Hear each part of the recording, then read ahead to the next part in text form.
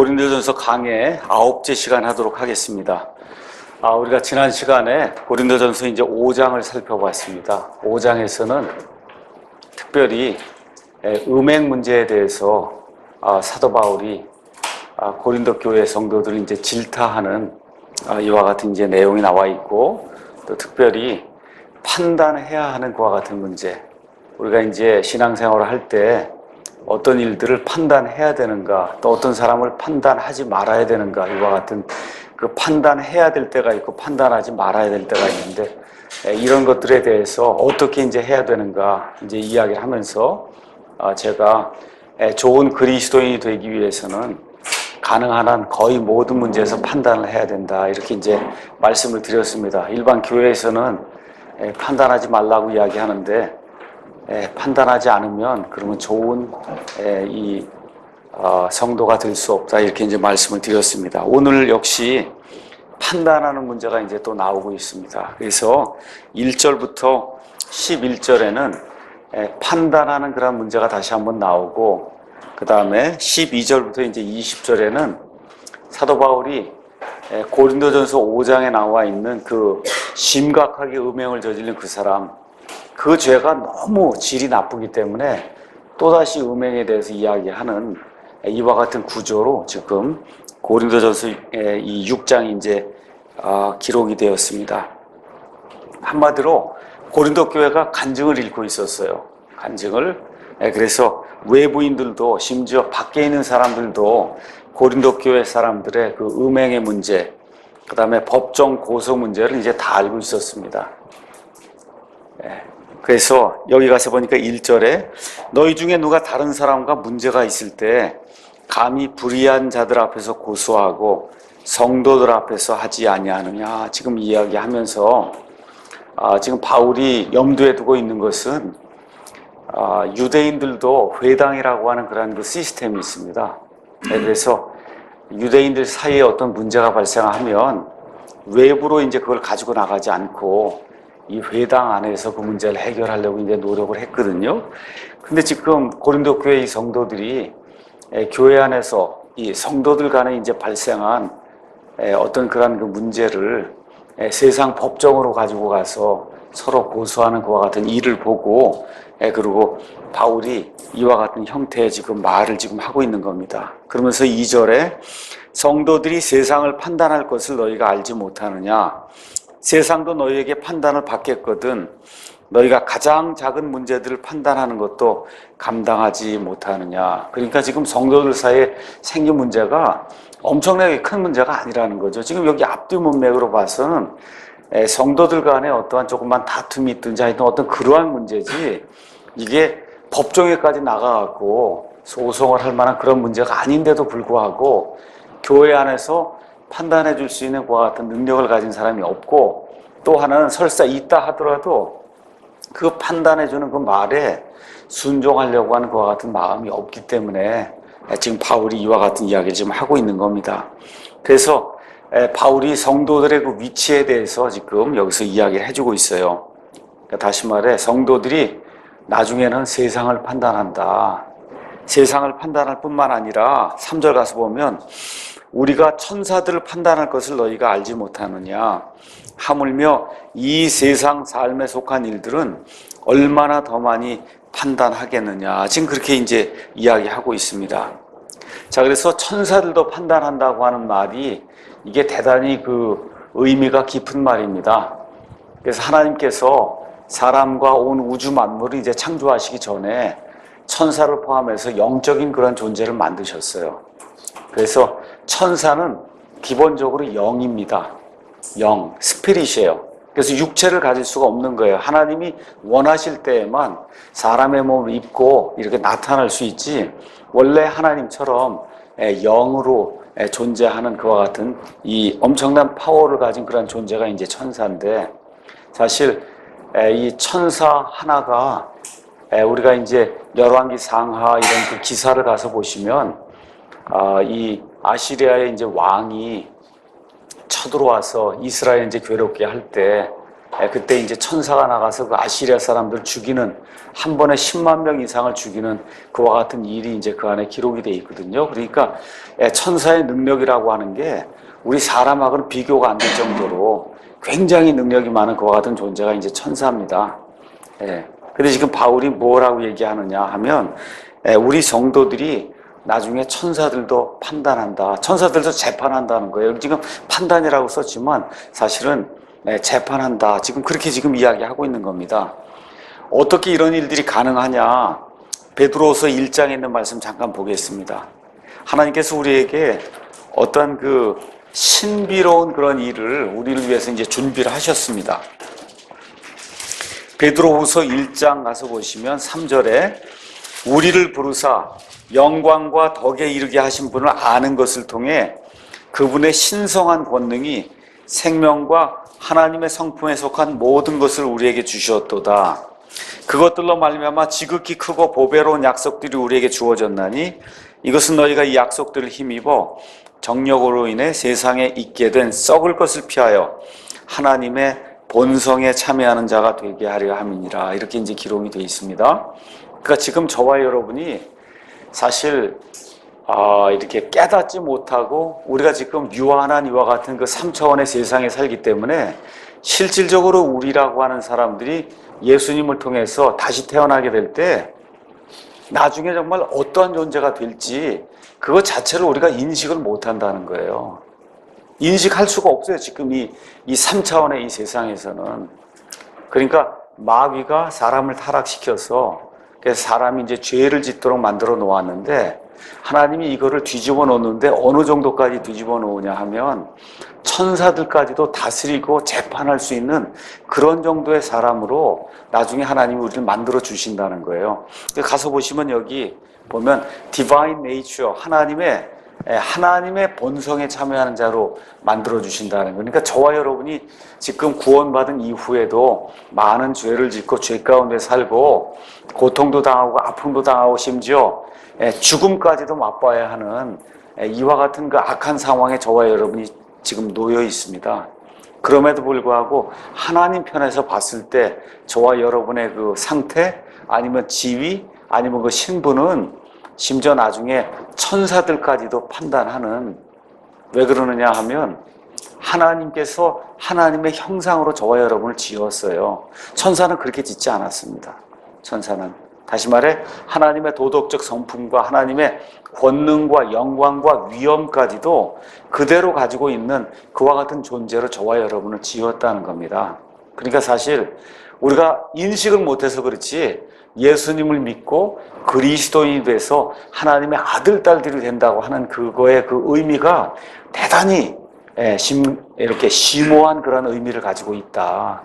이렇게 저와 여러분이 이제 생각을 해보시면 되겠습니다. 특히 모든 천사를 다 다스린다, 우리가 이제 그렇게 볼 수는 없다고 보는 그런 견해도 있고요. 그래서 보통은 어떻게 이야기하느냐 하면 우리가 타락한 천사들을 재판할 거다. 그 타락한 천사들이 여러분이 아시는 대로 창세기 6장에 하나님의 아들들, 그 천사들이 타락하면서 사람들의 딸들과 결혼해서 하나님이 원치 않는 거인 종족들을 만들어내는 그와 같은 일이 그 안에 기록이 되어 있습니다. 그래서 유다서 6절에 또 베드로후서 2장 이런데 또 마태복음 25장 41절 이런 데 가서 보시면 이 마귀의 천사들이 나와요. 마귀의 천사들.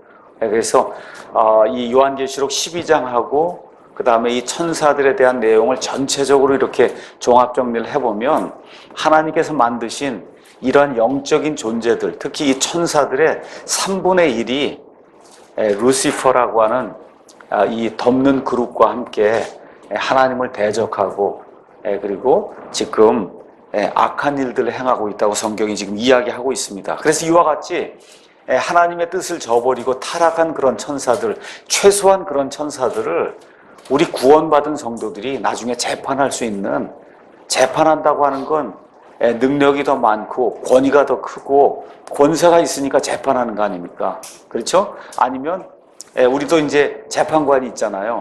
재판관이 별거 없는 사람이라 해도 법복을 딱 입으면 국가가 그 사람에게 권위를 부여하는 거거든요. 그렇죠? 그러니까 나중에 하나님께서 이와 같은 천사들을 재판할 수 있는 그와 같은 권위를 우리에게 부여해 주시면 물론 우리 몸이 호련히 변화가 되는 상태입니다. 영원한 그런 몸으로 있는 그런 상태에서 천사들까지 판단한다. 지금 그렇게 이야기를 하고 있고, 그 다음에 또 천년왕국이 끝난 이후에 예수 그리스도 밖에서 죽은 모든 자들이 이제 부활해서, 그래서 계시록 20장에 가서 보시면 크고 흰 왕좌 심판이라고 하는 그러한 심판이 이제 열리게 됩니다. 그래서 거기에 누가 앉으시냐? 하나님이 앉으세요. 그 하나님이 앉으셔서 이 예수님 밖에서 죽은 구원받지 못한 그런 모든 사람들 다 재판하게 될 때 그때 성도들도 같이 그 자리에 참여할 것으로 우리가 성경을 통해서 이렇게 미루어 짐작해 볼 수가 있습니다. 자, 이 고린도 교회는 세상적으로 보거나 지금의 어떠한 그 표준으로 봐서는 어느 면에서 대단히 성공한 교회예요. 은사가 굉장히 많았습니다. 무언가 내세울 게 굉장히 많았어요. 그 당시까지 존재하던 다른 나라 말을 이렇게 기도하면서 할 수 있는 그런 사람도 있고, 그 말을 통역하는 그런 사람도 있고, 그 다음에 직통으로 하나님의 계시를 받아서 하나님의 말씀을 대언하는 사람도 있고, 기적을 행하는 사람도 있었고, 정말 가지가지 하나님이 허락해 주신 그러한 선물이 굉장히 많았음에도 불구하고 하나님 보시기엔 형편없는 교회였다. 지금 그렇게 이야기하는 거예요. 왜 그래요? 판단을 못하는 교회니까. 교회 성도들과의 무슨 조그만 이런 문제가 이렇게 생기고 해도 그 가운데서 그걸 판단할 수 있는 사람이 없다는 거예요. 그러니까 지금 바울이 그렇게 판단하지 못하는 그런 사람들이 어리석고 그 다음에 무지한 사람이라고 지금 그렇게 이야기하고 있는 겁니다. 그래서 지난주에 이어서 계속해서 판단이라고 하는 그런 주제가 나오고 있습니다. 바울이 얼마나 답답하게 이야기하는가. 여기 가서 보니까 3절에 우리가 천사들을 판단할 것을 너희가 알지 못하느냐. 그건 뭐래요? 하물며, 그런데 하물며 이 세상 삶에 속한 일들은 얼마나 더 많이 판단하겠느냐. 그러니까 성도들이 하나님의 말씀 앞에 서서 올바르게 판단하는 일이 대단히 중요한데 이런 조그만 문제 하나도 판단하지 못하니 너희가 얼마나 어리석고 무지한 가운데 있느냐. 지금 그와 같이 이야기하는 그 답답한 그 사도 바울의 그 심정이 어느 정도 이 말씀을 통해서 좀 이해가 되리라 믿습니다. 자, 그래서 4절에서 6절에 나와 있는 말씀은 사도 바울이 좀 냉소적으로 고린도 교회 성도들을 질타하는 그와 같은 형식의 그 글로 이렇게 기록이 되어 있습니다. 그런즉 너희가 만일 이 세상 삶에 속한 일들을 판단하려거든 교회 안에서 가장 작게 여기는 자들을 세워 판단하게 하라. 그러니까 이런 조그만 일들 교회에서 어떤 지도급에 있는 뭐 목사나 뭐 이런 이 집사나 이와 같은 사람들 세워서 판단하게 하지 마라. 이건 너무나 작은 일인데 예수님을 믿는다고 하고 성령님이 그 안에 있다고 하는데 그거 판단 못하냐. 그러니까 쉽게 얘기하면 여기 있는 식으로 얘기하면 금방 예수님을 믿고 초신자가 된 이런 사람들 이거 다 판단하지 못하겠냐. 지금 그렇게 지금 냉소적인 조금 좀 비아냥되는 듯한 이와 같은 그 글로 고린도 교회 그 성도들을 질책하는 그런 내용이 여기 이제 기록이 되어 있습니다. 내가 너희를 부끄럽게 하려고 말하노라. 그렇죠. 부끄럽게 하려고 지금 이야기하고 있는 거예요. 너희 가운데 지혜로운 사람이 하나도 없다니 그 말이 사실이냐. 자기 형제들 사이에서 판단할 수 있는 자가 단 하나도 없느냐. 한 명도 없기 때문에 세상 법정으로 가느냐. 오히려 형제가 형제를 고소하며 그것도 믿지 않는 자들 앞에서 하는도다. 자, 이 5장에서도 지금 음행한 사람 때문에 사도 바울이 분개해서 이렇게 글을 썼는데 지금 여기 6장에도 바울이 굉장히 그 분개한 것 이런 거 느껴지시죠? 교회 안에서 어떻게 그렇게 할 수 있느냐. 이런 것도 우리가 이제 이런 말씀을 통해서 분명하게 이제 느낄 수 있습니다. 그래서 이렇게 별것 아닌 일을 가지고 세상 법정에 가서 소송하는 그런 사람들은 사실 예수님을 믿는다고 하는 그 믿음에서 구원은 받았지만 믿는 자로서 사실은 실패한 거다.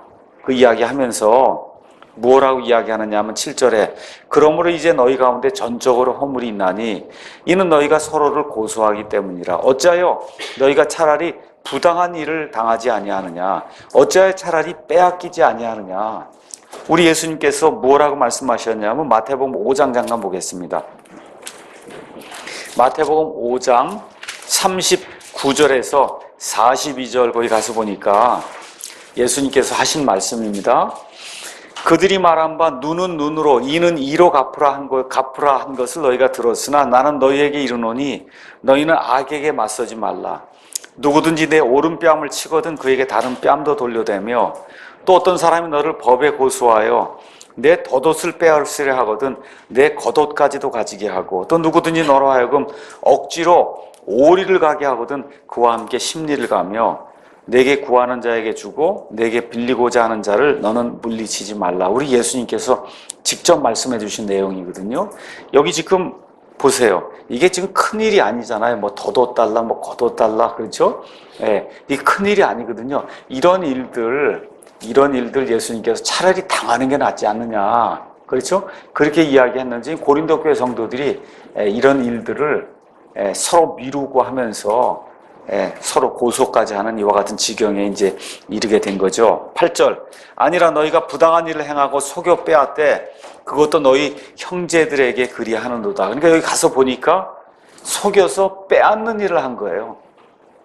그렇죠? 그러니까 뭐 사기를 치든지 하여튼 뭐 어떤 그런 일을 해서 앞뒤 문맥으로 보니까 형제들 사이에 무슨 뭐 약속을 하든지 뭘 어떻게 했는데 뭐 사업을 하자든지 뭐 어떻게 했는데 하여튼 뭐 일이 잘 됐는지 어떻게 됐는지 해서 이거 돈을 결국은 어떤 형제의 돈을 어떤 다른 형제가 빼앗는 그런 일이 지금 생겼다는 겁니다.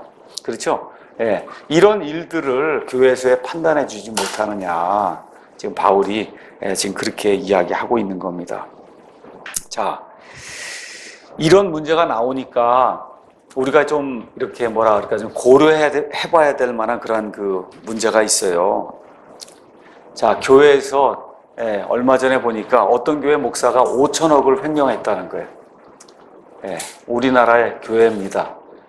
우리나라의 교회에 한 목사가 5천억을 횡령했다. 그 아들까지 신문사 운영한다고 해서 수없이 많은, 여러분 말이 5천억이지 그 기네스북에 올라가는 수치거든요. 목사가 5천억을 횡령했다고 기네스북에 누구도 깰 수 없는 그와 같은 신기록이에요. 그게 영원히 지켜질 그와 같은 기록인데, 자 그러면 그런 것도 이렇게 다 용서를 해야 되는가 교회에서? 아시겠죠? 한번 생각을 해보세요. 제가 뭐 어떤 답을 드리려고 하거나 그런 게 아니에요. 목사가 간음을 했어요. 목사가 간음을 했습니다. 아니면 여기 5장에 나와 있는 것처럼 어떤 형제가 심각한 이와 같은 간음을 행했습니다. 그 교회 안에 있는 형제 자매들끼리 뭐 어떻게 되고 해서 이런 악한 일들이 이제 발생을 했다.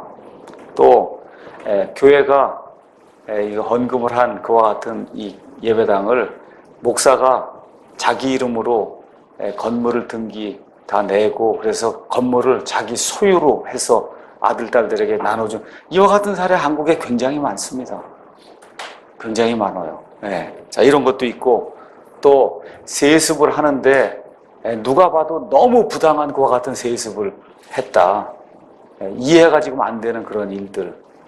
과거에 제가 다닌 어떤 교회는 아들이 이제 세습을 했고 지금 또 아들의 또 아들이 지금 세습을 해서 3대째 지금 세습을 한다 그래서 그 교회 안에 많은 성도들이 교회를 버리고 교회가 벌써 6, 70년 되고 막 이런 교회인데 자기 몸같이 아끼던 그런 교회들 이런 거 다 버리고 도저히 3대 세습까지는 내가 허용할 수 없다 이러고 나오는 그런 사례도 있거든요. 여러분 어떻게 생각하세요? 교회에 이와 같은 일들 이거는 불법이에요. 불법.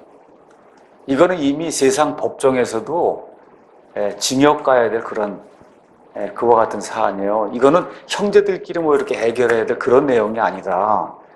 그러니까 목사들이 이와 같이 엄청난 불법을 저지르고 쉽게 얘기하면 세상 법정에서도 판단받아서 이건 되지 않을 것과 같은 이와 같은 그 불법을 저지르고 여기 있는 이 구절을 이용해서 그렇죠? 세상 법정에 고소하지 말라고 그렇게 성경이 이야기하지 않았느냐 하고 성도들에게 이렇게 따지듯이 얘기하는 이런 것들 너무 많습니다. 이게 과연 적용이 될까 안 될까 한번 여러분이 한번 생각을 해보세요.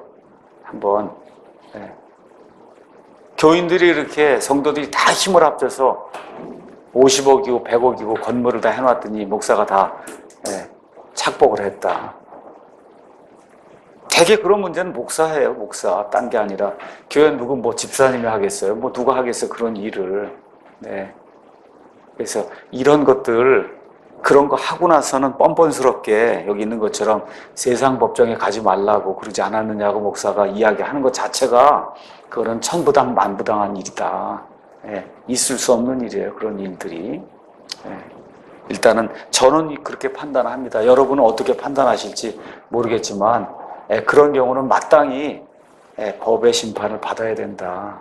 지금 여기서 나와 있는 형제들 간에 이렇게 고소하고 하는 이건 아주 작은 그런 일들, 개개인의 이런 어떤 그런 일들이지 교회 아예 자체를 팔아먹고 한 그와 같은 일을 그거를 여기 있는 것처럼 세상 법정에 가지 말아야 된다고 이야기하는 것, 이거는 문제가 있는 거예요.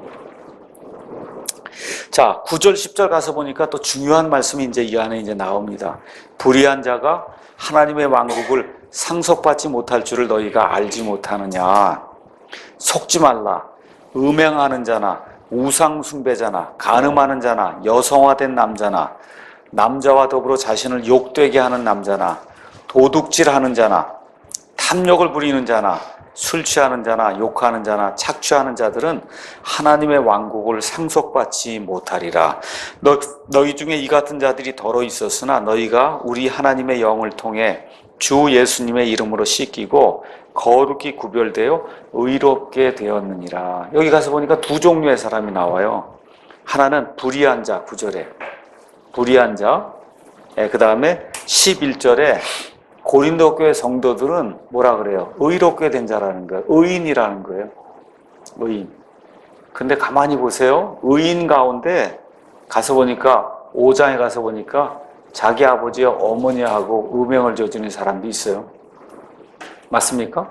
여기 지금 6장에 와서 보니까 의인인데 예수님의 피로 씻기고 지금 의인인데도 불구하고 서로 고소하고 하는 그와 같은 악한 일을 행하는 사람이 여기 있는 거예요. 맞습니까? 예. 자, 그러면 하나님의 왕국을 상속받지 못한다. 하나만 보겠습니다. 9절. 불의한 자가 하나님의 왕국을 상속받지 못할 줄을 너희가 알지 못하니. 그러니까 불의한 자는 상속받지 못하는 거 맞습니까? 맞아요? 예. 그러면 의로운 자는 그럼 상속받습니까? 예. 그러면 구원받은 사람은 여기 가서 보니까 의로운 자라고 이야기해요.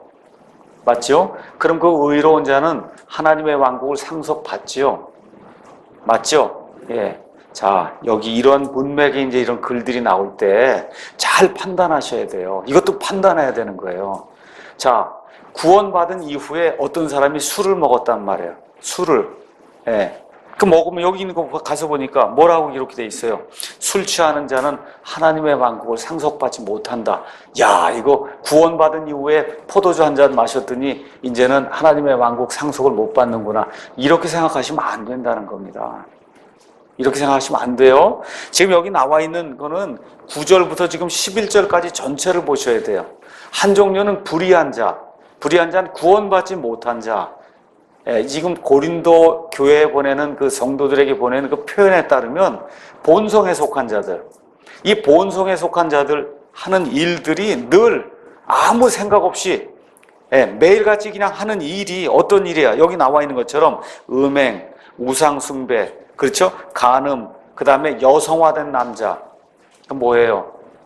이 동성애를 할 때 남자가 있고 동성애 할 때 여자 몫을 하는 그와 같은 남자가 있잖아요. 그 남자가 여성화된 남자. 또 남자와 더불어 자신을 욕되게 하는 이와 같은 남자. 똑같은 이야기를 지금 하고 있는 겁니다. 도둑질도 밤낮으로 매일같이 구원받았는데 매일같이 도둑질한다. 이거 있을 수 없는 일이에요. 성령님이 그 안에 있는데 밥 먹듯이 도둑질한다. 그거 있을 수 없는 거거든요. 구원받지 못한 사람은 그와 같은 일을 할 가능성이 크다는 거예요. 탐욕을 부리고 술 취하는 거 사실은 이것도 술 주정뱅이라고 얘기해야 돼요. 한두 번 술을 먹는 거 이게 아니라 술에 쩔어서 사는 이와 같은 사람들. 욕하는 자, 착취하는 자들, 그 이야기하면서 바울이 구원받지 못하고 그 다음에 육신에 속해서 본성적으로 사는 사람들이 보통 하고 있는 그런 일들, 아무 생각 없이 그냥 눈 뜨면 아무 생각 없이 마음대로 하는 그런 일들 여기에 지금 나열해 놓은 거예요. 나열해 놓은 거다. 이런 사람들, 본성에 속한 사람들은 하나님의 왕국 절대로 상속받을 수 없다고 지금 이야기하는 거지. 구원받은 이후에 거짓말 저는 한 번도 해본 적이 없습니다. 이런 사람 없잖아요. 그렇지 않습니까? 여기 이런데 뭐 다는 아니지만 그렇죠? 그래서 도둑질을 하는 그런 사람도 있고 탐욕을 부리는 그런 사람도 있고 구원받은 그 이후에 술 취하는 사람도 있고 심지어 구원받은 이후에 욕하는 사람도 있고 그럼에도 불구하고 이게 참 미스테리고 또 아이러니고 그럼에도 불구하고 하나님이 구원받으면 이런 일을 가끔씩 우리가 어쩔 수 없이 살다 보면 하더라도 하나님이 그 사람을 의인으로 봐준다는 거예요. 거기 지금 나와 있는 게 11절. 너희 중에 이 같은 자들이 덜어 있었으나 고린도 교회 성도들이 구원받기 전에는 이런 사람들이었다는 거예요. 아무 생각 없이 육신의 소욕에 따라 본성에 따라 이런 일들 행하던 그런 자들이었는데 너희가 우리 하나님의 영을 통해 주 예수님의 이름으로 씻기고 거룩히 구별되어 의롭게 되었느니라. 그래서 고린도 교회 성도들은 부지불식간에 이와 같은 일을 행한다 해도 하나님이 의로운 자로 봐주신다는 거. 이거 악용하면 안 됩니다. 이거 제가 분명하게 다시 말씀드리고 얘기해요. 이거 때문에 악용해서 계속해서 죄를 지으면 그러면 하나님이 미워하세요. 계속해서 이런 구절들 악용해서 구원받은 이후에도 우리가 의롭게 됐으니까 무슨 일을 해도 된다. 그렇게 주장하고 나가면 그거는 구원받지 못한 사람이라고 보면 더 옳을 거라고 저는 그렇게 생각이 듭니다. 왜 그래요? 로마서에서 나와 있는 것처럼 하나님의 은혜가 넘치도록 하기 위해서 우리가 죄 가운데 거할 수 있느냐? 결코 그럴 수 없느니라. 결코 그럴 수 없거든요. 그래서 이런 내용들을 저와 여러분이 성경을 읽으시면서 잘 이렇게 판단을 해야 됩니다. 이런 거 이용해 갖고 어떤 교리가 또 나오느냐 하면 로드십 살베이션이라고 하는 이와 같은 그 장로교회 이런 교리가 나와요. 이건 뭐냐 하면 예수님을 단지 구원자로만 영접하면 구원 못 받는다는 거예요. 예수님을 구원자와 주님으로 영접해야 된다는 거예요. 자, 그럼 이게 무슨 얘기냐? 주님으로 영접한다. 주님이라고 하는 걸 로드라고 하는 말은 주인이란 말이에요. 그러니까 주인이 되고 나는 노예가 되는 거다. 한번 로마 시대의 노예라고 한번 생각해 보세요. 그 노예는 주인이 하라는 대로 100% 안 하면 죽는 게 노예예요. 여러분 이해하시겠죠? 그러니까 예수님을 믿은 이후에 여기 있는 것처럼 혹시라도 한 잔 술을 했다든가 도둑질을 요만한 거 한번 했다든가 그렇죠? 아니면 욕을 요만큼 했다든가 탐욕을 요만큼 부리면 그 구원받지 못했다. 그렇게 이야기하는 극도의 이와 같은 그 표준 기준을 높여놓고 그거에 이르지 못한 사람은 절대 구원받지 못한 거다. 이렇게 주장하면서 사람을 이렇게 얽매는 이게 청교도들이 가지고 있던 그런 믿음이에요. 그래서 이 청교도들은 구원을 받았음에도 불구하고 죽을 때까지 구원의 확신을 갖지 못해요. 왜 그래요? 내 속 안에 죄성이 남자 같으면 이렇게 여인을 보면 아름다운 여인을 보면 자꾸 음욕이 생기잖아요. 너는 구원 못 받은 거지. 그렇게 생각하는 거예요. 죽을 때까지 그렇게 자기 자신을 누르고 억압 가운데 살도록 만드는 게 그게 청교도들의 교리예요. 성경 그렇게 이야기하지 않습니다. 하나님 우리를 노예로 삼지 않으셨어요. 노예로 삼지 않으셨다. 그래서 우리가 자발적으로 얼마든지 섬길 수 있도록 그렇게 만들어 주셨고 제가 여러분에게 죄를 짓도록 조장하려고 말씀드린 게 전혀 아니라는 걸 이해하세요. 구원받아도 죄를 지을 수밖에 없는 게 우리 인간이다. 죄를 조장하는 거 아닙니다. 다시 한번 말씀드려요. 아무거나 다 죄를 져도 용서받으니까 무슨 죄를 져도 좋습니다. 제가 그렇게 이야기하는 거 아닙니다. 그럼에도 불구하고 구원받은 사람도 예수님을 10년, 20년, 30년 죽을 때까지 믿어도 육신의 본성을 제어하지 못할 때가 있고 죄를 지을 수가 있는 게 그게 사람이지 그렇기 때문에 구원받지 못했다고 이야기하면서 사람을 몰아붙이면 평생토록 이 속박의 종로로 타게 되는 거예요. 이게 로드십 살베이션이라는 거예요. 폴 워셔라든지 이런 사람들이 가르치는 게 로드십 살베이션이에요.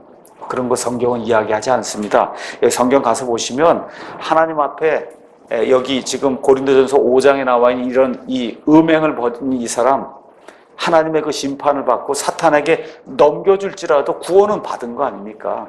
그렇죠? 그렇다고 해서 그걸 자꾸 빌미로 사용해서 죄를 지으면 안 된다. 제가 다시 한번 또 말씀드립니다. 예. 그러니까 참 이게 균형을 잡기가 대단히 어려운 거예요. 균형을 잡는 게.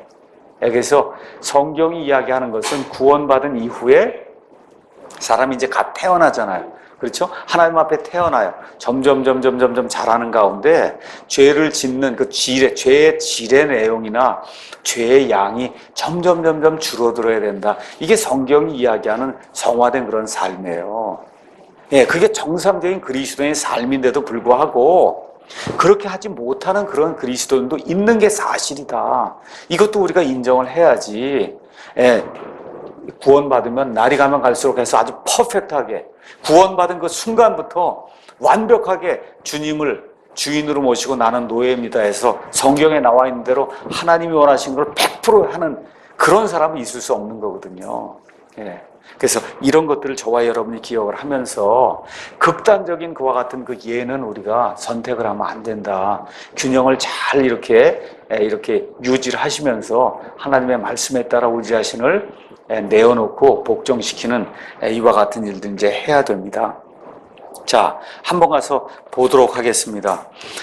고린도전서 15장 50절 그 쭉 넘어가셔서 고린도전서 15장 50절 형제들아 이제 내가 이것을 말하노니 살과 피는 하나님의 왕국을 상속받을 수 없으며 또한 썩는 것은 썩지 않는 것을 상속받지 못하느니라. 지금 본성에 속한 자들 뿐만 아니라 지금 여기 같은 경우는 그리스도인이라 하더라도 살과 피를 가진 이런 상태에서 하나님의 왕국을 지금 상속받지 못한다는 걸 지금 사도 바울이 지금 이야기하고 있습니다.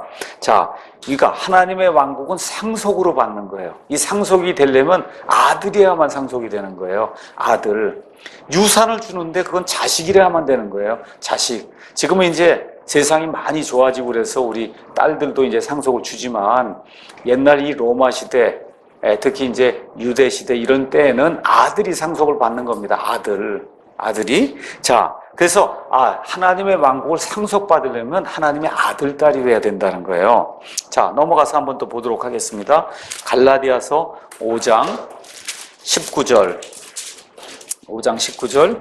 이제 육신의 행위들은 명백하니 이것들이라 곧 간음과 음행과 부정함과 색욕과 우상숭배와 마술과 증오와 불화와 경쟁과 진노와 다툼과 폭동과 이단 파당과 시기와 살인과 술 취함과 흥청됨과 또 그와 같은 것들이라. 내가 또한 전에 너에게 말한 것 같이 이것들에 대하여 미리 너에게 말하노니 그런 것들을 행하는 자들은 결코 하나님의 왕국을 상속받지 못하리라. 그 구원받은 자들 가운데도 여기 한두 개 걸리는 사람이 분명히 있습니다. 저도 여기에 어느 한두 개가 걸릴 수가 있거든요. 여기 지금 얘기하는 게 뭐예요? 육신의 행위. 하나님의 영에서 나오는 그런 것이 아니라 여기 나와 있는 것도 뭐예요? 구원받지 못한 사람들이 늘 일로 삼아서 저지르는 이 본성에서 늘 튀어나오는 이런 일들을 행하는 이런 사람들은 하나님의 아들, 딸이 아니기 때문에 하나님의 왕국을 상속받지 못한다. 지금 그렇게 이야기하고 있는 겁니다. 에베소서 그 다음 장에 넘어가서 에베소서 5장 5절에서 7절 거기도 한번 가서 보겠습니다. 너희가 이것을 알거니와 음행을 일삼는 자, 부정한 자, 탐욕을 부리는 자, 곧 우상 숭배자는 결코 그리스도와 하나님의 왕국에서 아무 상속 유업도 받지 못하느니라. 여기 나와 있는 것도 똑같은 거예요. 이거 구원받은 자들 가운데 이런 사람이 있다는 것이 아니라 구원받지 못한 이런 사람들에 대해서 1차적으로 이야기하고 있는 거다. 이렇게 이제 생각을 하시고, 예를 들어 계시록 22장 가서 한번 보시죠. 계시록 22장 15절에 있는 말씀도 한번 보겠습니다. 거기 가서 보니까 개들과 마법사들과 음행을 일삼는 자들과 살인자들과 우상숭배자들과 거짓말을 좋아하며 지어내는 자는 누구든지 밖에 있다. 이거 밖에 있는 건 구원받지 못한 거거든요. 그러니까 거짓말 이게 하나 했기 때문에 너 구원받지 못한 거다. 이거 그렇게 주장할 수 없다는 거예요. 이런 데 나오는 그 문맥은 전체적으로 봤을 때 늘 그런 일에 절어서 사는 사람, 구원받지 못한 사람, 본성에 속한 사람, 하나님의 그 말씀의 이 표현에 따르면 불의한 자, 지금 여기에 대해서 이야기하는 거지. 성도들 구원받은 이후에 요만한 죄를 이렇게 짓고 그러면 당신 구원받지 못했다고 위협하고 그렇게 하면 안 된다는 거예요. 또 성도들끼리도 당신 그런 일 한 거 보니까 구원받지 못한 거다 이렇게 하면서 정죄하거나 비난하면 안 된다. 다시 한번 제가 말씀드릴게요. 죄를 지으라고 제가 조장하는 게 전혀 아닙니다. 구원받으면 그러면 날이 갈수록 성화되는 그런 삶을 사는 게 마땅한 그리스도인의 삶이에요. 그럼에도 불구하고 이 육신 안에 지금 거하고 있기 때문에 어쩔 수 없이 죄를 지을 수 있는 그런 가능성을 늘 가지고 있는 존재가 우리 구원받은 그런 그리스도인이다. 이렇게 저와 여러분이 생각하시면 됩니다. 그리스도인 중에 가장 으뜸 가는 그리스도인 들라 그러면 사도 바울일 거예요. 사도 바울도 죽을 때까지 죄 짓는 것에서 자유롭지 않았어요. 여러분, 사도 바울도 예수님 빼고 사도 바울도 사도 베드로도 그 어떤 사람도 요한 웨슬리도 어떤 사람도 죄 짓는 것에서 자유로운 사람이 없었다 그 얘기입니다. 그래서 이런 내용들을 잘 기억을 하고 이런 말씀들이 나올 때 잘 이걸 판단해서 여러분이 알기도 하고 또 다른 사람들에게 이제 가르쳐 주기도 해야 돼요. 자, 그러면 하나님이 구원받은 사람들이 이런 일을 삼으면 어떻게 하느냐? 죽이신다는 거예요. 고린도전서 5장에 나와 있는 것처럼. 이해하시겠죠? 지금 하나님이 공평한 분이에요. 공의로운 분이에요. 계속 성도인데 분명히 구원받은 사람인데 계속해서 간음하고 계속해서 음행하고 거짓말하고 계속해서 남 사기치고 횡령하고 이렇게 하면 어떻게 한다는 거예요? 하나님이 공의롭게 심판해서 죽인다는 거예요. 그 내용이 고린도전서 5장에 나와 있는 겁니다. 그러니까 이런 거 저런 걸로 불평할 게 없다. 하나님 앞에서는.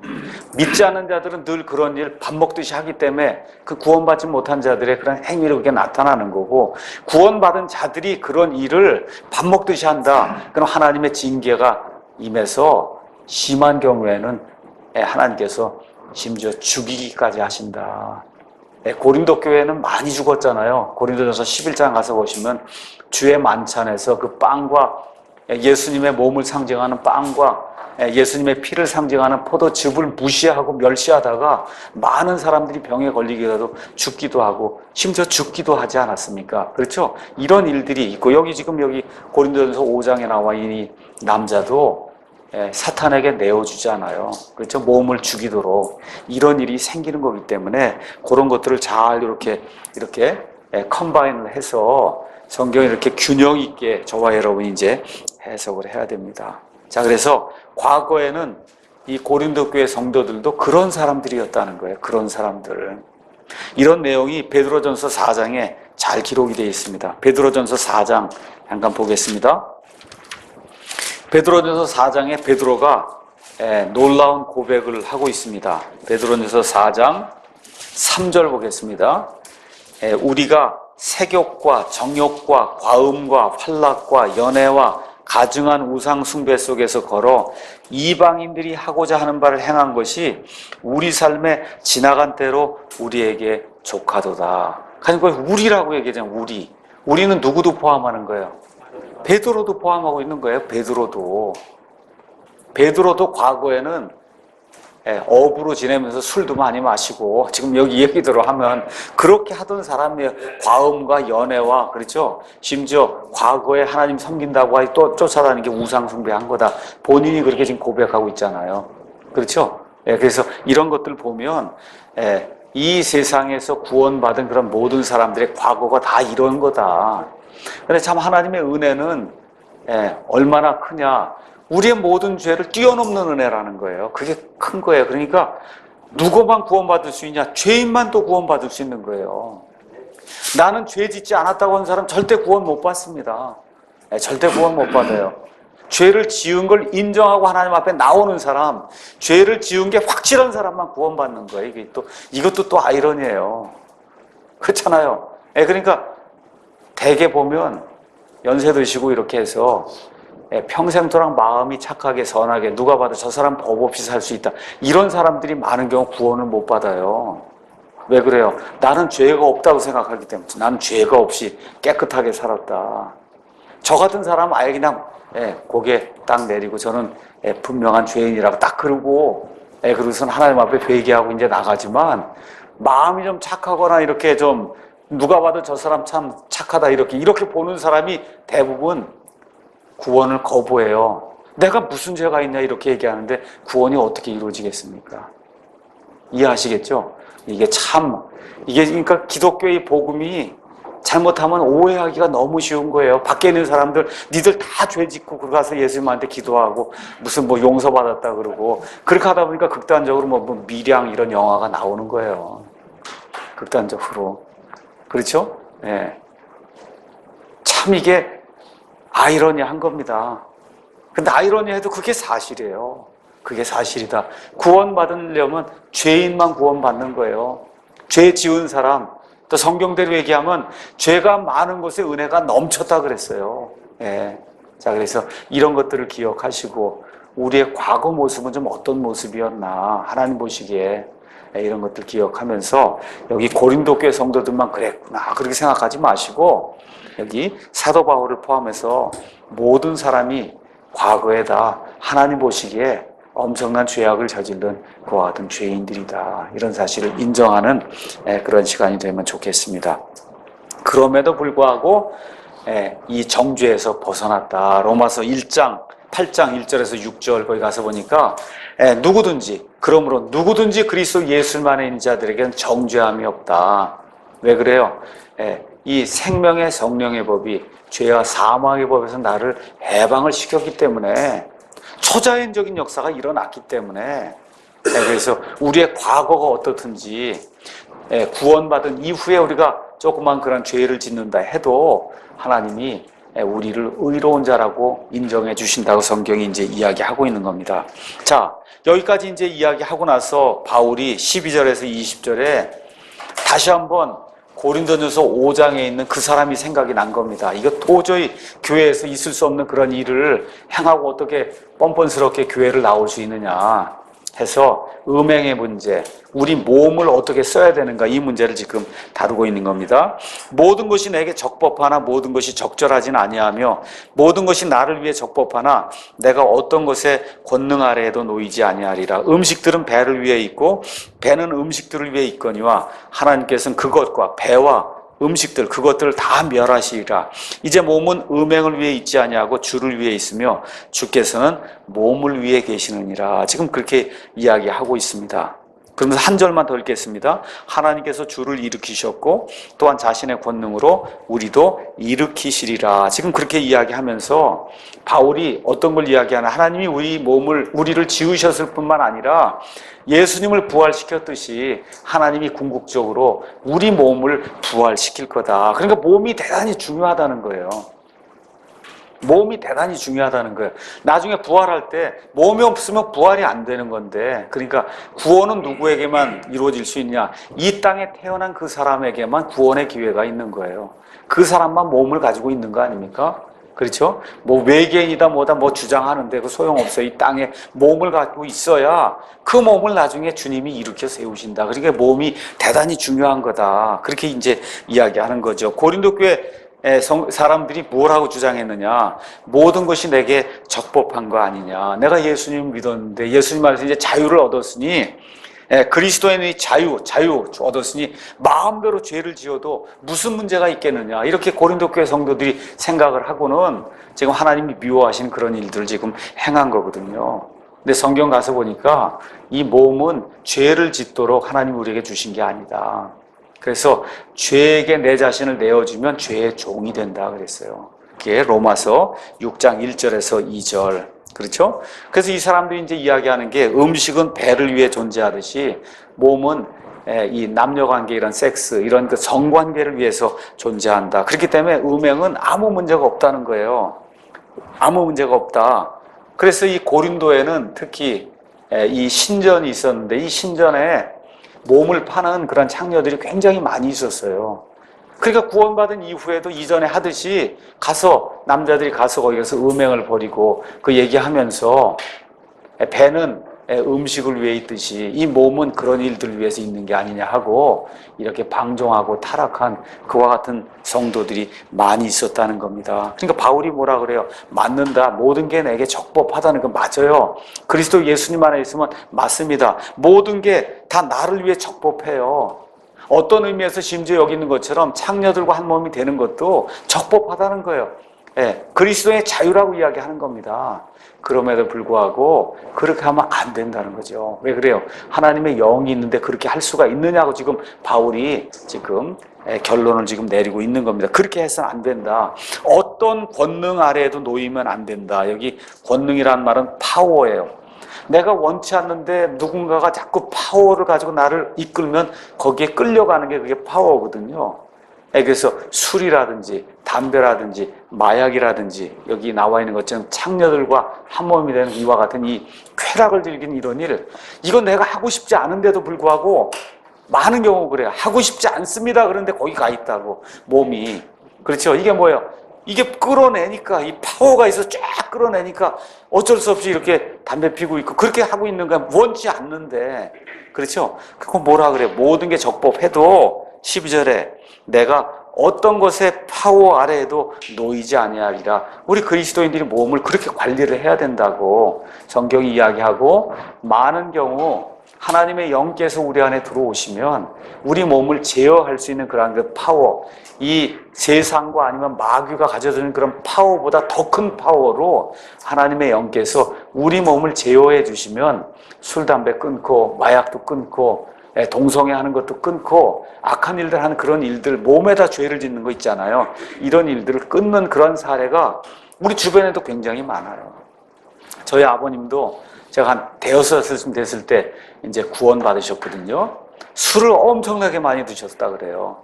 근데 구원받는 그날로 딱 그날로 술 다 치우고 담배 치우고, 그러고서 믿음 생활 하시다가 이제 돌아가셨어요. 그러니까 그런 일이 물론 다 그렇다는 얘기 아닙니다. 그것도 또 이해하셔야 돼요. 다 그렇다는 얘기 아니야. 그런 일도 주변에 많은 그런 간증을 통해서 알 수 있고, 제 아버지의 경우도 그랬다. 그거 제가 여러분에게 말씀드립니다. 그래서 제가 구원받았으니 당신 다 술, 담배 끊어라 하고 그렇게 강요하거나 그런 일은 하지 않습니다. 그래서 부탁드리는 것은 여기 지금 나와 있는 그 내용이 뭐냐 하면 19절, 도대체 무슨 말이냐? 너희 몸이 너희가 하나님에게서 받은 바 너희 안에 계신 성령님의 전인 줄을 너희가 알지 못하느냐? 하나님의 영이 지금 여기 안에 들어와 있기 때문에 이 전을 더럽게 만든 자는 하나님이 죽인다는 거예요. 이렇기 때문에 술, 담배, 마약, 이러한 그 동성애 이런 걸 통해서 몸을 더럽게 하는 것은 하나님이 원치 않는 거다. 그렇게 제가 여러분에게 말씀드리겠습니다. 15절에서 18절, 너희 몸이 그리스도의 지체, 멤버, 그리스도가 이게 그리스도 머리가 되시고 이 밑에 이제 몸이 있는데 이거 다 멤버예요. 이게 그리스도의 지체인 것을 너희가 알지 못하느냐? 그런즉 내가 그리스도의 지체를 취하여 창녀의 지체로 만들겠느냐? 결코 그럴 수 없느니라. 고린도 교회 성도들 신전에 가서 구원받은 이후에도 음행을 저지르는 그런 일 결코 있을 수 없느니라 지금 그렇게 이야기하는 거예요. 도대체 무슨 말이냐? 창녀와 결합한 자는 한 몸인 줄을 너희가 알지 못하느냐? 창녀와 이렇게 결합하면 창녀와 하나가 되니까 지체가 된단 말이에요. 창녀의 지체가 된다. 멤버가 된다. 그분께서 이르시되 둘이 한 육체가 되리라 하시느니라. 창세기에 나와 있는 그 말씀이죠. 둘이 이와 같은 관계를 통해서 한 육체가 되는 게 그게 이 부부가 되고 결혼이 되는 그와 같은 관계인데, 그런 것들은 지금 이야기하고 있는 겁니다. 또 이런 것들을 인용을 해서 그래서 몸이 서로 결합하면 그러면 결혼한 거다 이렇게 주장하는 사람이 있어요. 창녀하고 이렇게 한 몸이 되면 이거 창녀하고 결혼한 거예요, 여러분? 아니에요. 결혼에는 뭐가 있어야 되냐? 몸의 결합뿐만 아니라 약속이 있어야 되는 거예요. 내가 이 사람을 평생토록 아내로, 평생토록 남편으로 여기고 살겠습니다. 그 약속이 없으면 그건 결혼이 아닌 거예요. 결혼이 아닌 거예요. 결혼에는 커버넌트, 약속이 있어야 그게 결혼인 거다. 몸만 결합됐다 그래서 그렇게 되면 창녀와 결합하면 큰일 나지 않겠어요? 결혼이 되는 건데. 그렇잖아요. 그런 일 아니다. 결혼은 아니지만 하나님이 대단히 미워하는 거다. 그렇게 이해하시면 되겠습니다. 자, 그래서 결혼 한가운데서 부부관계를 갖는 것이 부부를 성장하게 하는 하나님의 어떤 선물이라고 이제 성경이 우리에게 이제 이야기해주고 있습니다. 19절, 20절 거기까지 이야기하면서 18절 중요한 말씀이죠. 음행을 피하라. 사람이 행하는 모든 죄는 몸 밖에 있거니와 음행하는 자는 자기 몸에 죄를 짓느니라. 자기 몸에. 그 당시엔 술, 담배가 없었는지 모르지만 술, 담배도 다 같은 문제예요. 자기 몸을 망가뜨리는 거잖아요. 그렇죠? 동성애 말할 것도 없어요. 세상에서 가장 지저분한 게 동성애 아닙니까? 몸을 그렇게 망가뜨리는데 그렇게 망가뜨리는 게 어디 있어요? 하지 마라. 지금 성경이 그렇게 이야기하는 겁니다. 그래서 몸에 죄를 짓는 그와 같은 일, 몸은 나중에 부활한다는 거예요. 이 몸이. 그러니까 몸을 깨끗하게 정결하게 이렇게 써야 된다. 지금 그렇게 이야기하는 겁니다. 19절 아까 읽은 거 도대체 무슨 말이냐. 영어로 what 그랬어요. 한마디로 뭐 길게 너무 분개해서 도대체 이런 일이 어떻게 있을 수 있냐 이렇게 얘기하는 거예요. 너희 몸이 너희가 하나님에게서 받은 바 너희 안에 계신 성령님의 전인 줄을 너희가 알지 못하느냐. 개개인이 전이고 그 개개인이 모이면 교회가 형성이 돼. 이 교회 주일날 예배드리러는 이 교회가 하나님의 영이 있는 전이다. 지금 그렇게 지금 이야기하고 있는 거예요. 너희는 너희 자신의 것이 아니다. 구원받은 이후에는 이 네 몸이 내 몸이 아니다. 지금 그렇게 얘기하는 거예요. 너희 게 아니다. 주께서 값을 치르고 너희를 사셨느니라. 샀다고 할 때 영과 육과 혼, 몽땅을 다 주님이 사신 거거든요. 그래서 그런즉 하나님의 것인 너희 몸과 너희 영으로 하나님께 영광을 돌려라. 그러니까 우리가 가지고 있는 것, 특히 하나님이 우리에게 주신 영과 육과 혼, 이 세 개로 사람이 이제 구성이 되어 있는데 이 모든 걸 가지고 하나님께 영광을 돌려야 된다. 특히 이 고린도 교회 성도들은 몸을 마음대로 썼거든요. 그렇게 하면 절대 안 된다. 그래서 아버지 하나님이 몸을 만들어 주셨어요. 그 다음에 아들 하나님이 몸을 구속해 주셨어요. 그리고 성령 하나님이 그 몸 안에 거해요. 그러니까 이 몸이 별거 아닌 것 같아도 상당히 대단히 중요한 거예요. 우리 그리스도인들에게 있어서. 그래서 성도 개인뿐만 아니라 교회 자체가 성령님의 전입니다. 그래서 성도와 그 다음에 성도 개개인과 그 다음에 교회가 하나님의 영광을 위해 존재한다는 사실. 그러니까 저와 여러분이 믿지 않는 자들에게 본이 못되거나 이렇게 될 때 하나님의 영광을 가리는 거다. 이런 사실을 늘 기억을 하시면서 몸을 망가뜨린 그런 모든 행위를 우리가 하지 말아야 되겠다 이렇게 작심하고 하나님께 영광을 돌리는 그런 삶을 살아야 되겠다. 특히 우리 몸을 가지고 그래서 몸도 좀 관리를 좀 잘 하고 해야지. 이렇게 몸이 불어나고 이러면 우리 미국에 가보시면 우리 독립신매교회 안엔 이런 분이 엄청나게 많아요. 이거 곤란하거든요. 곤란한 거예요. 몸도 조금 관리도 하고 건강하게 유지하기 위해서 우리가 노력도 이제 해야 될 것 같습니다. 오늘 여기까지 하고 마치겠습니다.